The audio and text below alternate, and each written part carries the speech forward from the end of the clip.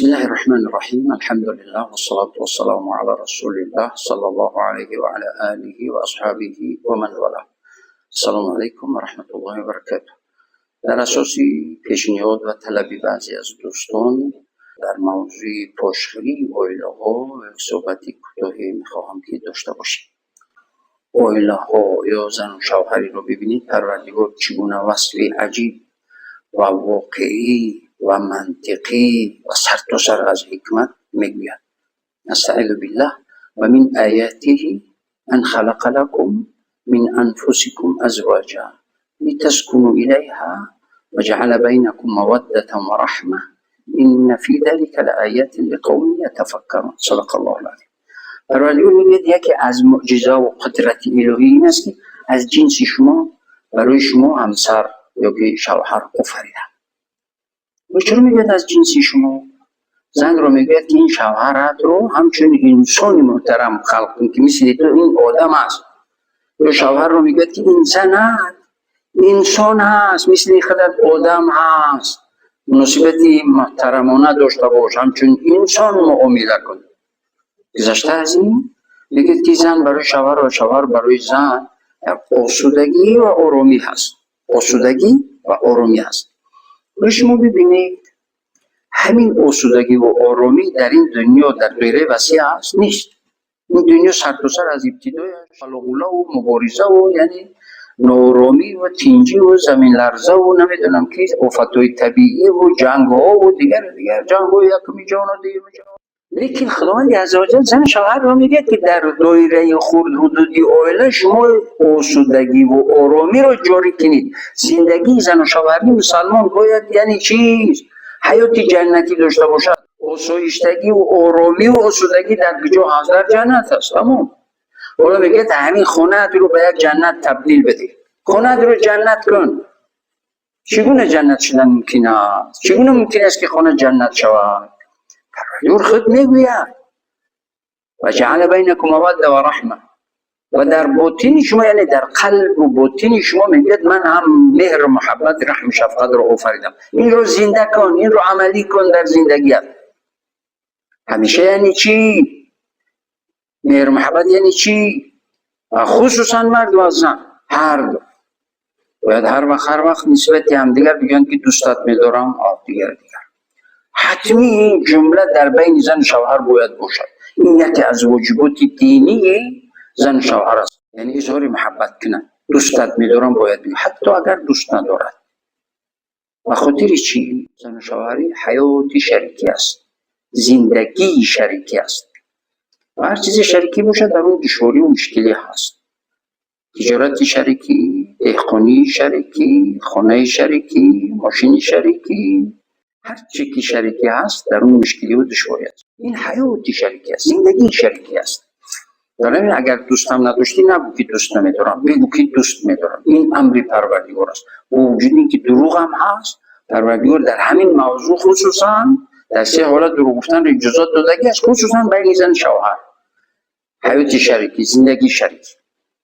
چی زن باشد چی شوهر مبادا دوست نداشت حالا میشود که دوست بدارد، میشود دوست ندارد، میشود و طبیعت ها موافق بیان، میشود طبیعت ها هیچ موافق نمیآیند. لیکن نگو که دوستت نه بدت میبینم نفرتت دارم یا که دیگر همیشه بگو که دوستت میدارم. تمام. وقتی گفتی دوستت میدارم قلب همسرت رو در قبضت گرفتی. یا شوهرت رو گفتی دوستت میدارم قلبش رو در همون مهرش رو قلبش رو در قبضت از خود کردی. تمام. مهم و اساس باید که بین زن شوهر معامله باشد تا اینکه در تربیت فرزندان کامیاب شوند. از ناجوری های پدر و مادر، پشتکاری های زن شوهر چند فرزند آورام سرسان سرگردان و بدبخت و ناکام می شود. باید انسان این رو فکر کند. ولی در اصل ازدواج هم در اسلام به خاطر فرزند است. و فرزند که اومد یگانه وظیفه اساسی مهمی پدر و مادر این تربیت فرزند است. خصوصا مادر وقتی فرزند دار شد دیگر باید فکر خودش نکند. این باید که جان جگرش بالای فرزندش باشد. و کدام رو چگونه ای که نباشد باید که در تربیت فرزند کامیاب شد، فرزند رو کامیاب کند است.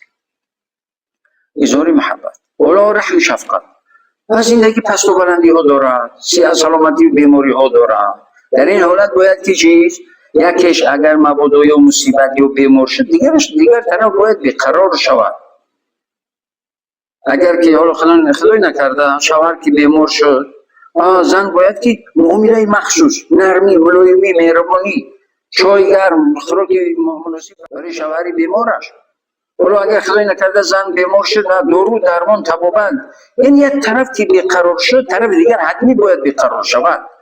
در همین صورت این زندگی یعنی چی میشود؟ با برکت میشود. حالا آیت خلاصه میشود میگه چی؟ این فی ذلک لآیات لقوم یتفکرون.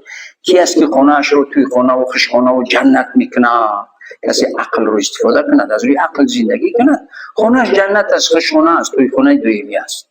هم سالم زندگی میکند، هم با عزت و آبرو زندگی میکند، هم در تربیت فرزندان کامیاب و موفق میشود. کی هست خانه‌اش رو به جهنم یا به ماتم خانه و عذاب خانه تبدیل میدهد؟ کسی که خودخواهی و خودبینی و بدبینی کند.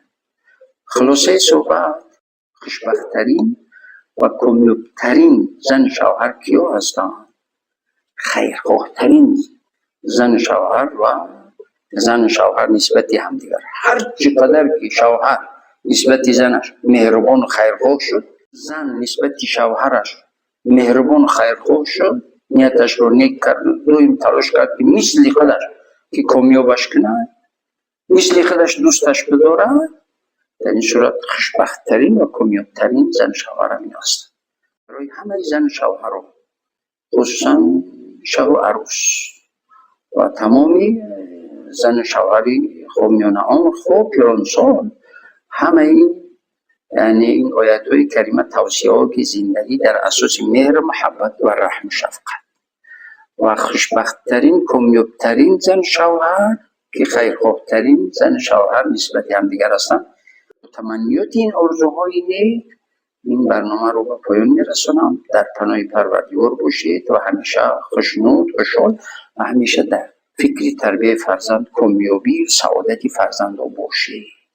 وقتی که پدری فرزندت رو هر چقدر فکر کردی و مادری فرزندانت رو فکر کردی، خیرخواه میشوی، در نتیجه تمامی خیر و برکت رو پروردگار پرویت میدهد و از پروردگار خواهش میکنم با دعا که تمامی خیر و برکتش رو برای شما بدهد. موفق، سربلند، سعادتمند باشید.